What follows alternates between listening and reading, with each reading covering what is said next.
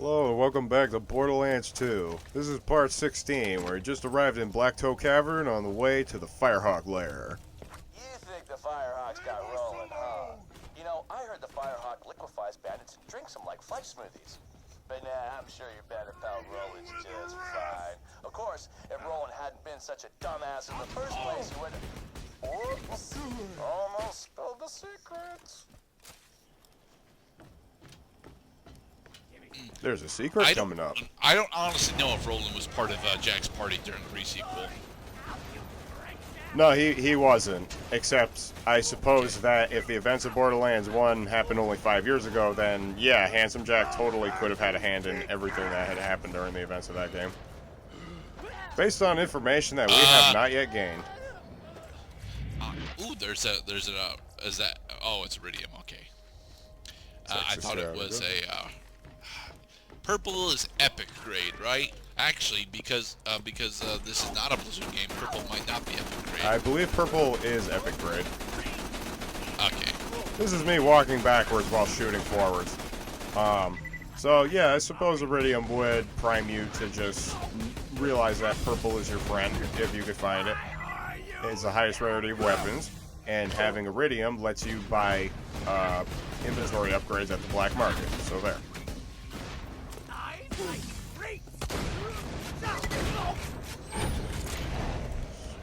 Screw you, boy! Bring around the side. Okay. Ooh, was that a red? It's a green! You could have swore there was a red that dropped. Damn. That might have been a health vial. It was probably a health vial. And when health... Alright, yes. so... since we're, mostly scouting out Frostburn Cavern, I want to bring up something that I've been doing recently, which is I went back to Breath of the Wild, and I gotta say, Breath of the Wild is a good open world game. The thing is, I don't think it's actually a very good Legend of Zelda game, specifically because, well, of the weapon durability system that you're forced to attempt to deal with, even though you can't deal with it because it's just constantly there being shoved at you. Right, that the game's quirk is getting in the way of the player's expectations. Not in the way of the player's expectations, but the player's enjoyment. Because this is something that Jim Sterling actually brought up during his Jimquisition on the topic. Because your weapons are so goddamn fragile, and yes, they are very fucking fragile. They only you don't actually want to end up using them, even when you have some of the endgame weapons. Actually, especially when you get the endgame weapons, because the endgame weapons still actually have relatively limited durability, and because you don't have the ability to repair them on the fly like you should be able to. It gets to be a real hassle when you're out adventuring and attempting to make genuine progress. Right, and as we all have come to learn in video games, that progress is king, and obstacles suck. Especially the game's own fucking self-imposed challenges on your character. Now, I bring it up in Borderlands because Borderlands allows you to have a fake open world that is connected to various different hubs. So you wouldn't. So even if the game actually did have a significant durability system, which I don't think it does, it wouldn't actually be all that difficult to compensate with, because the hubs are relatively close to where you are at all times.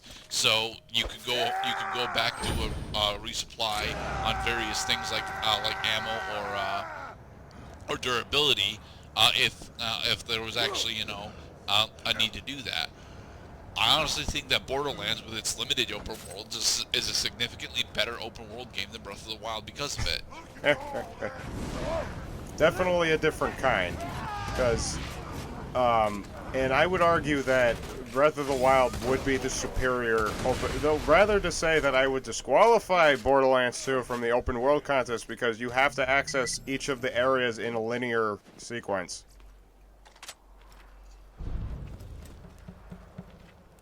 We have discovered the Ashmouth camp. See, this is But a... that's the thing. Despite the fact that we're exploring these areas linearly, that's what Zelda does really well. To be perfectly honest, like Minish Cap, for example.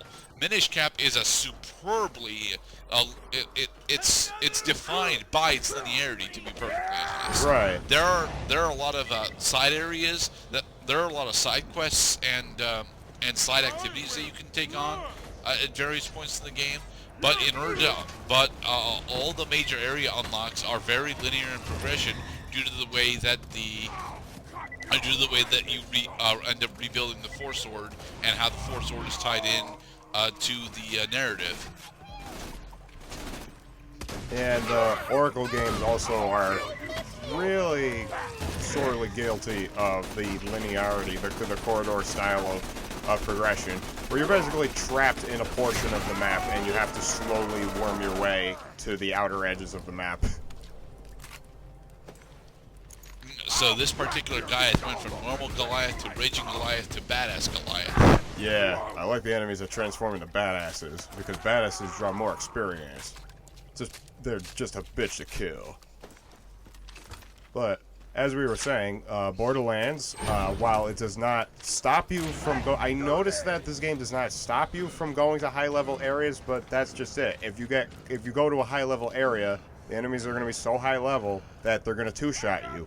And if you try to fight back, then you're going to spend like twice as long fighting what would be ordinary at the same level that you are.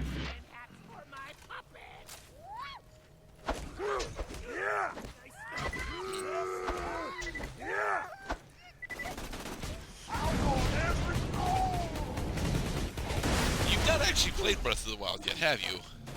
Nope. I have seen... I've heard people make praises for the game for... basically since the game came out last year. Like, I know it's a good game. Problem is, I don't have a Nintendo Switch, so I can't play it. Breath of the Wild came out more than 2 years ago. So when the game dropped 2 years ago, people have been and still are praising the game for how great it is. The problem is I don't have a Nintendo Switch, so I will probably not be joining that party for quite some time, or probably not before a superior Legend of Zelda game comes out. The Firehawk's hideout. Be careful, friend. There are bound to be traps everywhere. This game came out in 2012. You might as well pick out Borderlands 3, which, if I'm not mistaken, is coming out sometime near your mother's birthday. Probably not my mom's birthday, to be perfectly honest, since my mom's birthday is in September. More than likely, Borderlands 3 will be a November release. I tell you what, as long as it looks better than this and is just as funny, hell yeah, I want to play Borderlands 3. The game's gonna be great.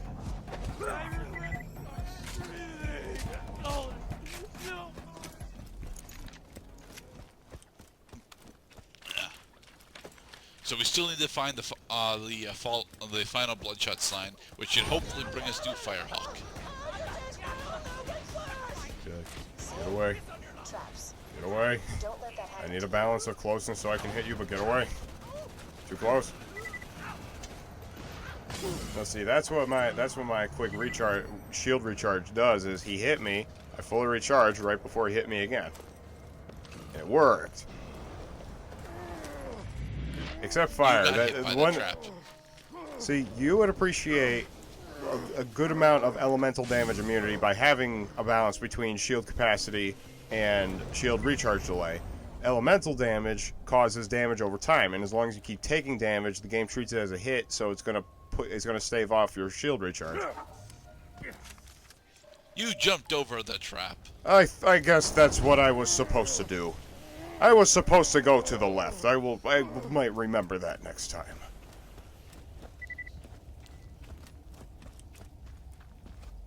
Oh boy, narrow platforms. I do not like narrow platforms over bottomless pits.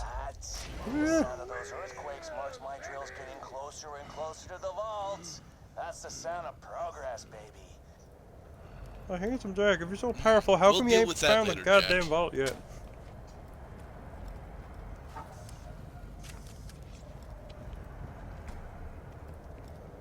More ammo. Bet Handsome Jack has lots of ammo. Got all the ammo. Actually, given the story from our pre-sequel, I don't think he needs ammo anymore. Doesn't need help anymore. Alright, new class mod. I don't even... Oh, this is my first class mod. Yeah, we are just now getting class mods. Alright, so what does the class mod that we just picked up do, Mr. Cloud, aside from giving us an additional skill point? It increases my team's magazine size for all weapons by 16%. Alright. Which is pretty cool. Does it actually affect... it doesn't seem to affect your current loadout, though. No, it does. It does. Cause you sure? Because your explosive shotgun is still at 75. No, my explosive... Not the stockpile, the magazine. Oh. So, 16% is a really small amount. It's not even 20%, which is probably why a 5-bullet capacity did not go up by 1. And we have made it to the Firehawk's lair. But what is this? Goddamn mercs! Level 14 bruisers.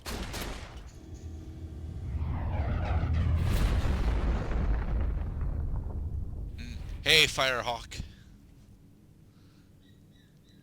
So, Hello, Lilith. nurse. The Firehawk. The Firehawk. how you doing? The bandits call me the Firehawk, but the name's Lilith. I'm with the Raiders, like you. I keep the bandits in line so Roland can focus on taking down Jack. Anyway, long story, lots of internal bleeding. Could you help me up? My god, there is a revive system even in 1 player. Oh, I need a pick-me-up. Get me some iridium, will ya? I should have some in one of my strong boxes. She needs mana.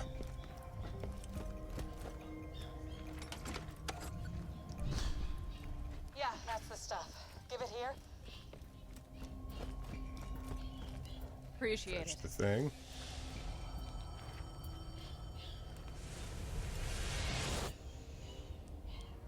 And so we have restored the Firehawk back to full strength. Bet you're looking for Roland, huh? He's not here. The Bloodshots grabbed him. Made him cocky, too. They never came after me this hard.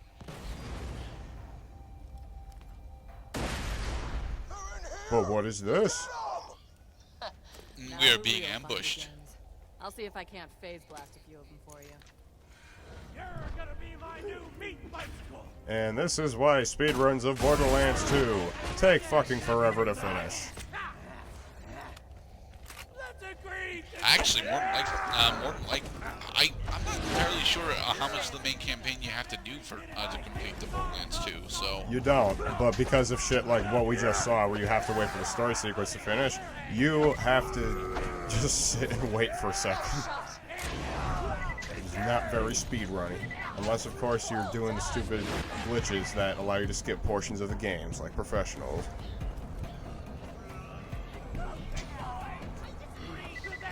So why are you trying to melee all these guys? Well, because of the challenges, of course. Don't you want to be a badass, Gerda? You gotta do everything. Everything! But melee does so much less damage than either your explosive shotgun or a couple rounds from your spinning gun. It's really tight right now. Gets even better with slag. The slagged enemies take more damage from non-slag damage, including melee damage. Oh wait, oh no, do I make it? Yeah, you do. I think I do. But my... What the hell? I got You the killed him. kill! I got the kill, that was mine. Now I just have to kill the other side now. I call bullshit!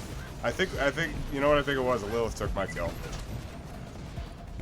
But she's not doing significant damage, so No, like she's she's phase- doing crowd control certainly, but she's not doing that much damage. She was doing phase blast, which is a kind of area of effect.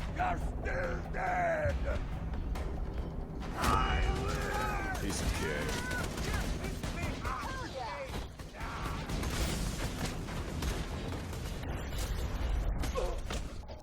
There is no real death penalty in Borderlands. It's just annoying. Miss me? Which I suppose is the death penalty.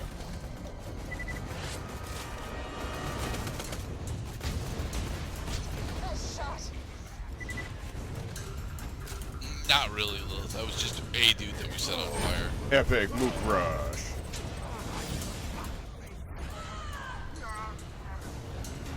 Fuck yeah. She's thanks.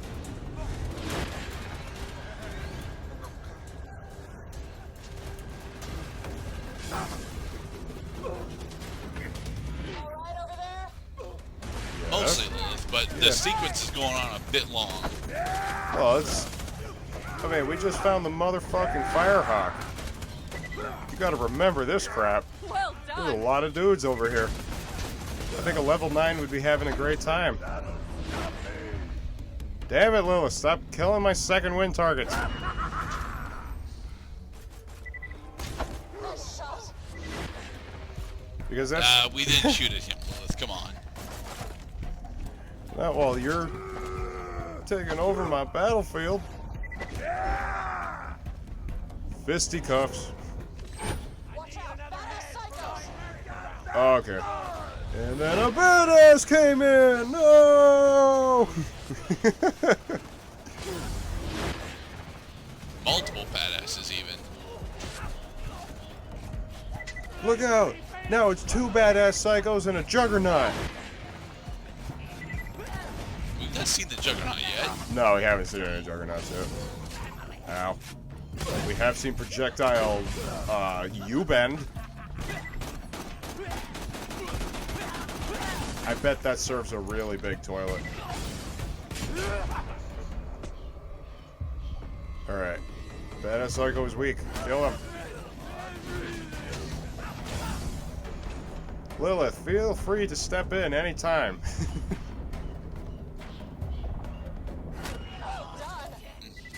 There you go. On second thought, stay far away because you don't know how to revive me.